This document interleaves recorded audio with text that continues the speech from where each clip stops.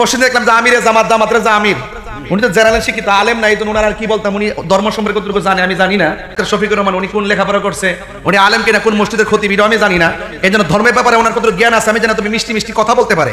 গতকাল দেখলাম ওই যে আরেকটা চাপাবাস আছে তারেক মনোয়ার, এবং সকল জামাতের আলেমদেরকে নিয়ে মিটিং ডেকে জামাতের আমির বলতেছে, এদের উস্তাদ বলতেছে, এদের যাদের পিছনে রাজনীতি করে সেই নেতা বলতেছে আপনারা বক্তব্যের ক্ষেত্রে ভাষাগত সংযত রাখবেন, আবল তাবল বলবেন না। একদিন আগে আমিরে জামাত বুঝাইলো কি, আর একদিন পরে এই আন্তর্জাতিক চাপাবাস আমির হামদা ডেলিভারিটা দিল কি?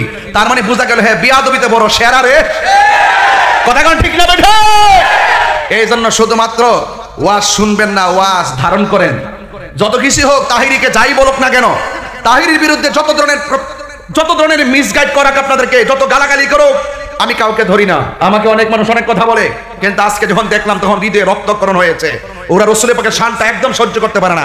শুধুমাত্র পারে না, শুধুমাত্র আমাদের মতো বন্ধুদের কাতারাই না ফালাইতে, এতটুকু পারে না। যদি বাস্তবে পাইতো আমার মনে হয় না জানে আরো কত রং রস করতো। কথা বলে ঠিক না বেড়ে?